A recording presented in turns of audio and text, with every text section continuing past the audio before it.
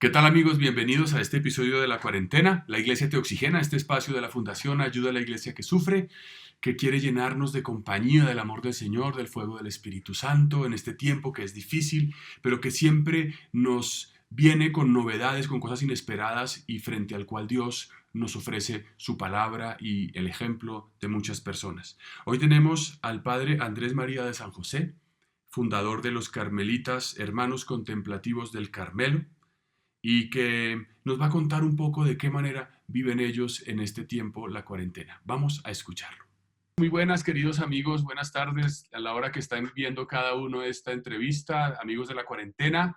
Estamos muy contentos por este momento, por este diálogo que tendremos con el Padre Andrés María de San José, el Padre Andrés, fundador de los Carmelitas Contemplativos, una fundación reciente de Colombia, está en Girardota, Antioquia, y tenemos el gusto de un poco entrar en diálogo con él y saber un poco más de su vida y que esto nos inspire para vivir estos días cada uno en su sitio. Así que Padre Andrés, bienvenido a la cuarentena.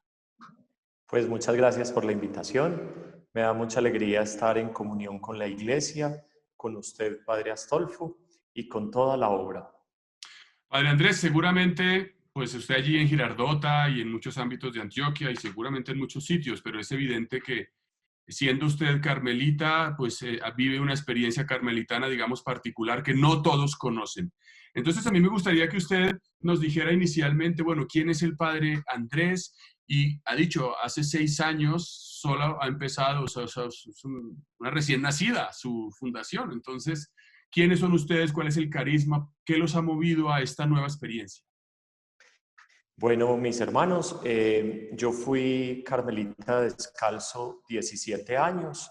Ahí tuve mi primera formación. Trabajé en la provincia de Colombia y el Señor fue poniendo en mi corazón el deseo de un estilo de vida con unos énfasis propios. Entonces empezamos un proceso de discernimiento aquí en esta diócesis con Monseñor Guillermo y también con el provincial de ese momento de los Carmelitas, y todo se fue dando. Hace 6 años inicié en obediencia esta fundación que tiene dos pilares fundamentales. El primer pilar es la contemplación. Nosotros tenemos una vida monástica con todo el oficio divino, la liturgia de las horas, la vida de silencio y soledad propia del monaquismo. Tenemos también la vida eremítica como lo quería Santa Teresa de Jesús. Bueno, entonces ahí tenemos el carisma de la contemplación. Pero también tenemos la dimensión como apostólica, además de la oración, lo denominamos la consolación. Y la consolación la ejercemos a través de la escucha, a través de los retiros espirituales aquí en nuestra hospedería, a través del acompañamiento y sobre todo de ser sombra, así lo denominamos, ser una sombra desde una vida contemplativa para muchas personas que quieren saber el cómo del seguimiento, el cómo del discipulado. Entonces, al estar aquí bajo esta sombra, ejercemos ese carisma de la consolación y a nuestra hospedería le decimos el hospital para el alma.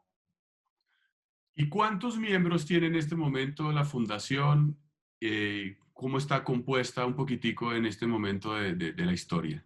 Bien, nosotros iniciamos hace 6 años. Los primeros años no recibimos vocaciones porque estábamos en un tiempo de ubicación. Ahí vivimos en el Seminario Mayor mientras dábamos como los primeros pasos en construcción.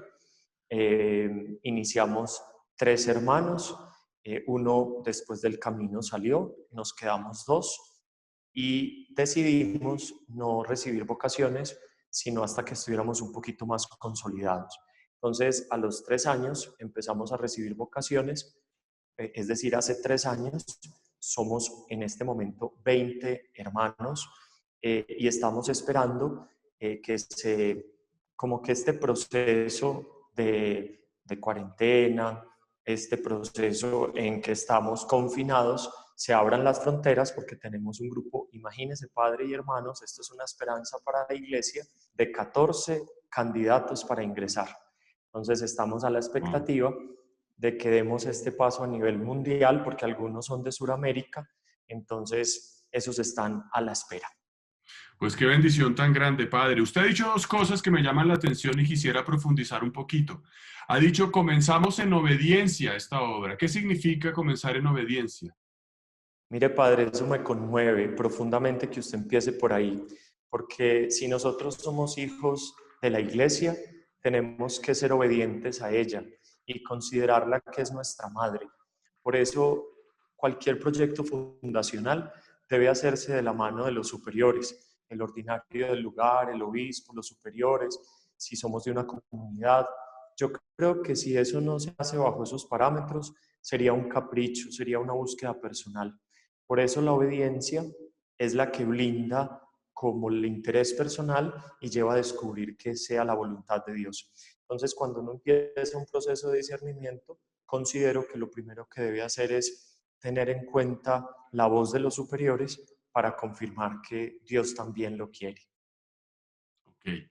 O sea que la obediencia en concreto se refiere a su superior en aquel momento carmelita o al obispo local, A a los estas... dos, padre, a los dos, porque yo tengo que tener el permiso del obispo, primero el permiso del provincial para pedir la experiencia y de un obispo que me acoja para anclar la fundación en su diócesis bajo sus directrices. Entonces, yo creo que es un trabajo conjunto de provincial, en mi caso por ser de comunidad religiosa, y de obispo por vivir el proceso inicial en una diócesis, en su diócesis, en este caso concreto, de Girardota.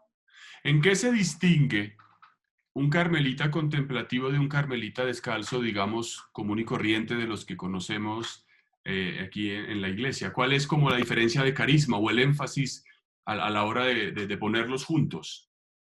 Bien, padre. Yo creo que tenemos un tronco común, que es la espiritualidad, los santos carmelitas, la mística, la doctrina y espiritualidad especialmente de Santa Teresa. Entonces yo creo que ese es el punto común.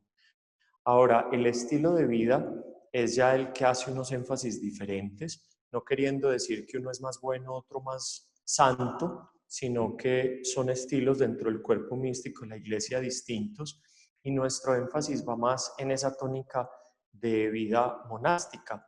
El Carmelo descalzo puede estar más enfocado en una vida parroquial, en una vida apostólica hacia afuera.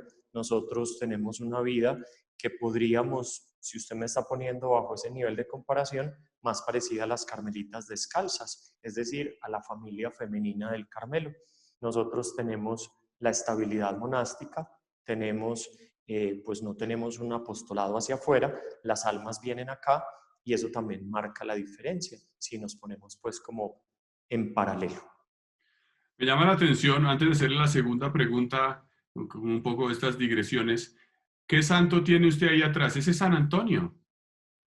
Bueno, este es San Antonio y el otro es nuestra Santa Madre. Ah, ok, el icono de Santa Teresa. Se alcanza Sí, a padre. distinguir un poco. Sí, Muy muy bien, bien. padre. ¿Y por qué San Antonio? ¿Tiene alguna devoción particular siendo él franciscano?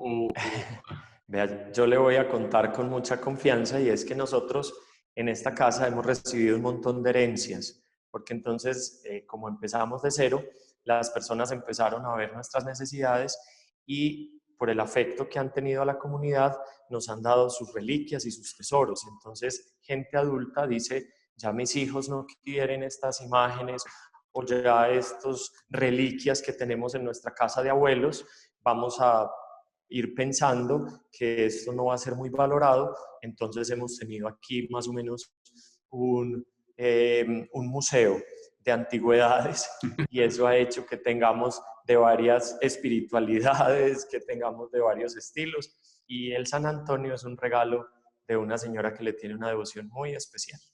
Bien, digamos la vida sin más, o como la providencia la conduce, digamos. Exactamente. Estimado padre, una cosa importante que me gustaría, usted ha dicho que hay gente que se acerca, gente, tienen estos candidatos que quieren entrar. Si alguien quiere conocerlos, ¿tienen ustedes un sitio web al que los puedan visitar para que también de esta misma entrevista alguien pueda tener un contacto directo con ustedes?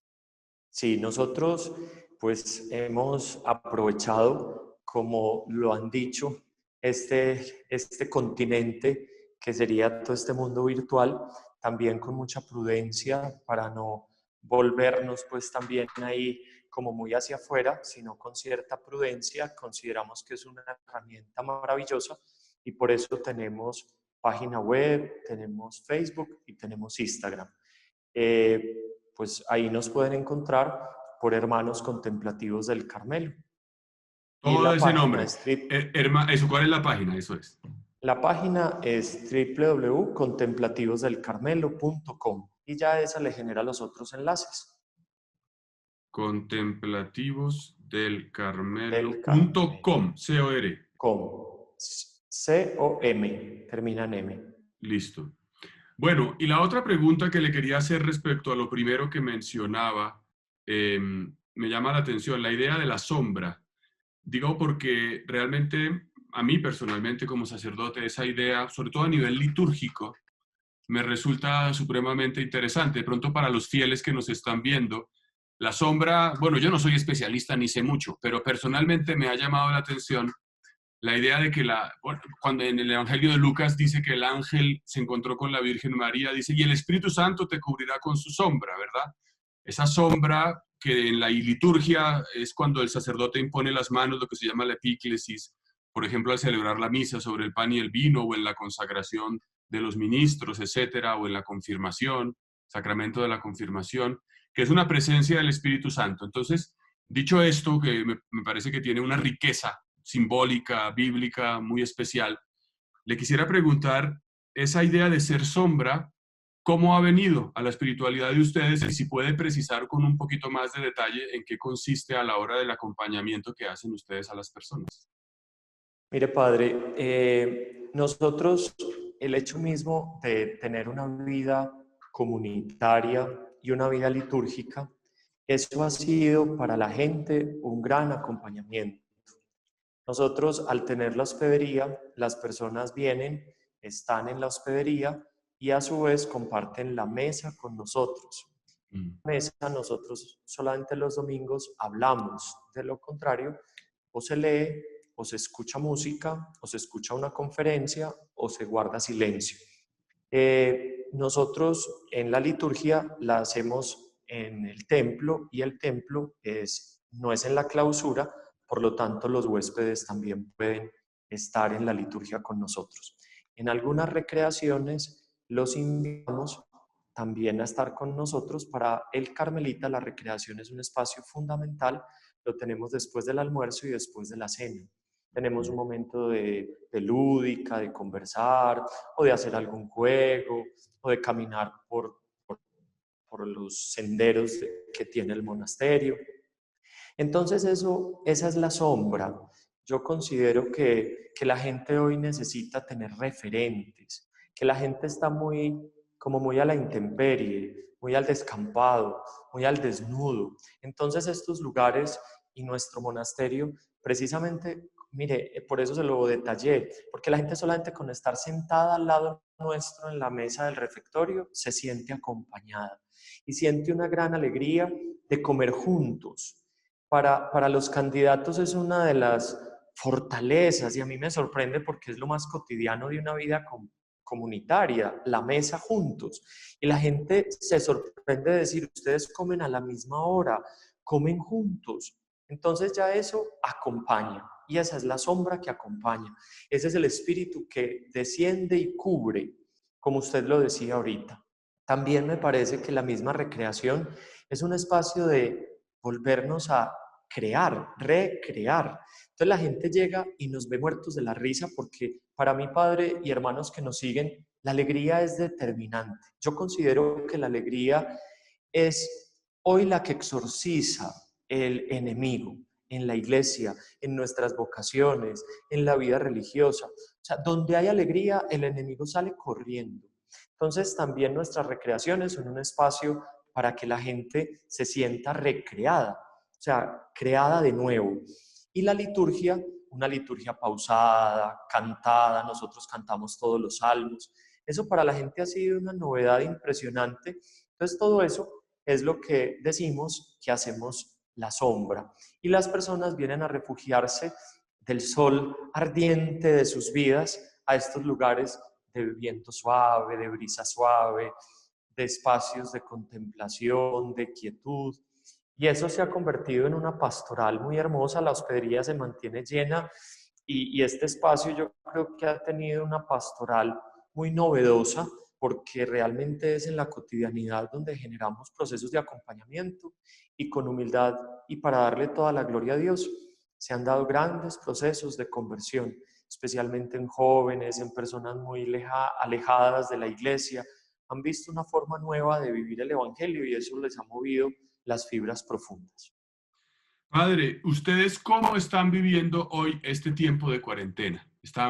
¿Les ha cambiado en algo la vida o al vivir de una manera bastante contemplativa, digamos que la cosa es más o menos la misma? ¿Qué tipo de experiencia Bueno, particular están teniendo en este periodo? nosotros como tenemos esas dos dimensiones del carisma, una de las dimensiones está ideal, que es la contemplación. Estamos silenciosos, estamos recogidos, estamos en intimidad, no nos cuesta estar encerrados, es nuestra opción libre. Entonces esa está perfecta. La que sí nos ha dado muy duro y nos ha impresionado mucho, de hecho les cuento una intimidad. El domingo les dije a los sacristanes que abriéramos las puertas del templo. Así no, pues no para que viniera nadie, sino para sentir que el templo estaba abierto, porque sentíamos ya como el agobio, incluso una tórtola ya estaba haciendo nido en las puertas de todo lo que ha implicado el encierro. Entonces, nosotros no tenemos huéspedes, no tenemos feligreses en la Eucaristía y no hemos tenido tampoco ningún tipo de acompañamiento presencial, por decirlo de alguna manera. Las redes sociales han sido nuestro medio de consolación, pero eso sí ha modificado completamente el ritmo, sobre todo que eso lo tenemos más los fines de semana. Nosotros tenemos un almacencito que está cerrado, nosotros tenemos una panadería que, padre, lo quiero invitar un día a estos al delicioso pan del monasterio y a todos ustedes también. Entonces la panadería está cerrada, tenemos también un taller de velas, está cerrado, tenemos la hospedería y la venta de los domingos, y esto se los quiero compartir, los domingos viene la gente a la Santa Misa, que es a las 12, y nosotros les vendemos el almuerzo. Entonces, a las afueras en los predios del monasterio, hay unos prados. Yo aclaro que, y digo prados porque yo viví mucho tiempo en Bogotá y yo decía la manga, y para los bogotanos esa expresión era la manga, pensaban que era la manga de la camisa. Nosotros los paisas al césped le decimos manga, pero Ajá, como ok. yo estoy tan internacional, me toca decir en el Prado. Pero nosotros aquí afuera tenemos los prados y la gente después de la Santa Misa compra el almuerzo y se sienta con su familia a compartir ese rato de diversión, y el espacio es muy lindo. Entonces la gente descansa, disfruta, se viene de la ciudad y tiene un rato para los niños, se elevan cometas, es muy especial y eso está cerrado completamente, entonces se ha modificado un poquito tanto la vida en la dimensión de la consolación como la economía del monasterio, pero la providencia de Dios no nos ha abandonado y por eso lo aclaro, porque el Señor cuida de sus hijos y el guardián de Israel no duerme ni reposa. Pues qué maravilla de experiencia, padre. Yo le quisiera hacer una pregunta que me viene ahorita, no se la dije al inicio, pero ¿ustedes han recibido algún tipo de apoyo de la Fundación Ayuda a la Iglesia que Sufre? Padre, esa pregunta me conmueve porque estamos profundamente agradecidos. Fueron la primera fundación que nos apoyó. Nos apoyó, yo creo que en pura fe, porque nosotros estábamos iniciando. Eso fue del Espíritu Santo que los movió a ustedes como fundación y tuvimos, yo creo que más que la ayuda económica, fue como la confianza en que Dios está sosteniendo esta obra. Eso yo no sé cuánta plata fue y no me interesa la cantidad, lo que me interesa fue sentir el apoyo de una institución como la de ustedes. Eso para mí fue una absoluta confianza en que no estaba solo. Pues qué bonito que lo exprese, muy, muy, muy especial. Y finalmente, padre Andrés, una última pregunta. Mucha gente está, pues algunas personas están viendo esta entrevista, están en su casa, encerradas, amas de casa, señores empleados o que han perdido el empleo, o mujeres, solteros, estudiantes, jóvenes, personas adultas mayores. ¿Usted qué le diría a una persona que está allí en su casa, qué consejo, qué sugerencia o qué compartiría de lo propio que usted ha vivido, que le pueda ayudar a afrontar esta pandemia que además con el paso de las semanas la vamos viendo más clara? Inicialmente quizás pensábamos, bueno, encerraditos unos días y luego ya volvemos a la vida anterior. Cada vez somos más conscientes de que la vida anterior no volverá, de que esto se olvida y seguimos como veníamos, no va a pasar. Habrá una nueva normalidad, habrá una nueva manera de vivir, pero que también no se sabe muy bien, pero esto ya se le ve un horizonte de muchos meses, quizás 1 o 2 años, no se sabe. Quizás las cuarentenas serán estrictas, luego aflojarán. Es decir, esto ya no la ha cambiado la vida, pero la seguirá cambiando, pero hay gente que también, aparte de ese ritmo diferente, enfrenta la situación de el conflicto por el confinamiento, de los roces de la vida cotidiana, o quizás por perder el trabajo, los horizontes laborales se ven difíciles, la incertidumbre es como la característica. Entonces, frente a todo ese contexto y a lo que cada persona, según su situación, el joven, el adulto, el casado, el soltero, tienen en su vida, usted desde allí, desde el monasterio, desde su propia experiencia, ¿qué les diría que les pueda ayudar a enfrentar mejor este tiempo? Bueno, padre, yo voy a usar una palabra que no la sé usar en lo práctico, pero sí sé qué significa. Y es cuando uno va en el carro, prende el Waze y él le dice recalculando. Y le digo que no lo sé usar porque los hermanos que van de copiloto son los que me lo ponen, pero sí sé lo que significa cuando cambiamos de rumbo y él recalcula las direcciones. Yo creo que lo primero es un profundo ejercicio de abandono y de confianza. Eso me parece determinante, porque estamos recalculando. El sentido de la vida tiene que volver nuevamente a ser protagónico. A mí me sorprendió mucho que cuando empezó el primer simulacro, mucha gente no sabía dónde pasar la cuarentena. No sabía si en la casa de su ex marido, si con sus hijos, si en la casa de su mamá o en la empresa. O sea, no sabíamos dónde pertenecíamos. Y a mí eso me significó muchísimo cuando empezamos como todo este proceso. Entonces, lo primero es recalcular. Lo segundo es un acto profundo de confianza y de abandono. Me parece que Santa Teresa de Jesús tiene una expresión muy linda y muy de ella, y es los ánimos animosos, que no se encoja ni se arrincone el alma. Y eso me parece que es muy asertivo en este momento, que no se encoja ni se arrincone el alma. Yo creo que todo esto está redireccionando, nos está llevando a resignificar, y lo que nos está permitiendo es, padre y hermanos, llegar a la esencia. Yo creo que esto es posible desde la esencia. Yo creo que las escalas de valores en este momento se replantearon y nos toca llevar la vida a lo esencial, que es finalmente desde donde estamos viviendo. Nos desaceleramos, nos guardamos. A mí me ha sorprendido mucho y quiero también dejar esto con ustedes, y es que a nosotros se nos ha criticado mucho a la vida contemplativa y a la vida de clausura, se nos ha juzgado mucho, se nos ha criticado, ustedes para qué encerrados. Y me sorprende cómo para cuidar el cuerpo nos encerraron. Y nosotros para cuidar el alma nos encerramos. Entonces, para nosotros el encierro es un espacio que blinda la intimidad con el Señor.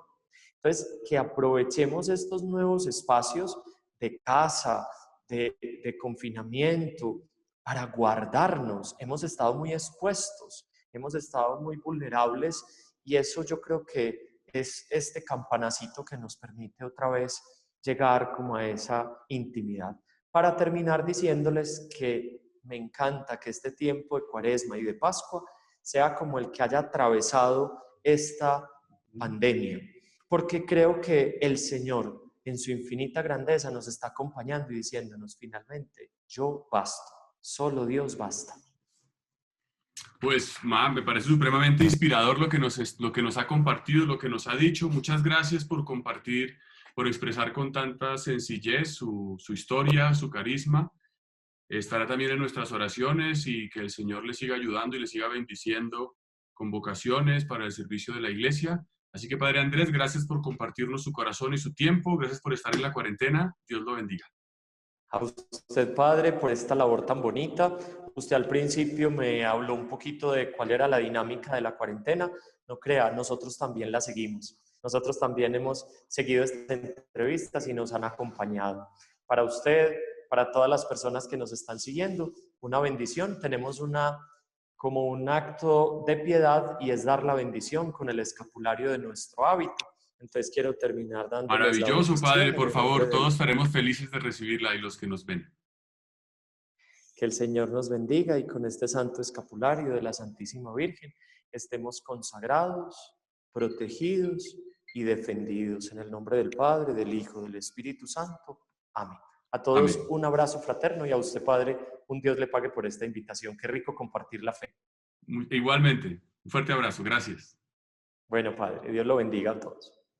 Bien, pues es impresionante lo que nos ha dicho el Padre Andrés, con esta serenidad, con lo que significa la vida monástica. A mí me impresiona esa idea de nos encerramos para protegernos en el cuerpo. Ellos decidieron desde hace muchos años encerrarse para protegerse en el alma. El encerramiento como una vía de protección y de encuentro con Dios. O sea, que tiene un lado muy positivo. Y estas tres ideas, ¿no? Para vivir la cuarentena. Recalcular, como el Waze. Estamos recalculando nuestra vida, recalculando nuestras fuerzas, nuestras proyecciones. Abandono y confianza. Esto nos ayuda a pensar en la importancia del sentido de la vida, tener los ánimos animosos, que no se encoja ni se arrincone el alma ante esta circunstancia, ir a la esencia, lo fundamental, no encerrarnos. El encierro como espacio que blinda la intimidad con el Señor. Y finalmente, esta cuarentena que se da en el tiempo de la Cuaresma y de la Pascua, del Triduo Pascual, o sea que tiene a Cristo como protagonista, tiene sentido solo con Cristo, que es el único que basta. Nos vemos en el próximo episodio de La Cuarentena. Dios los bendiga.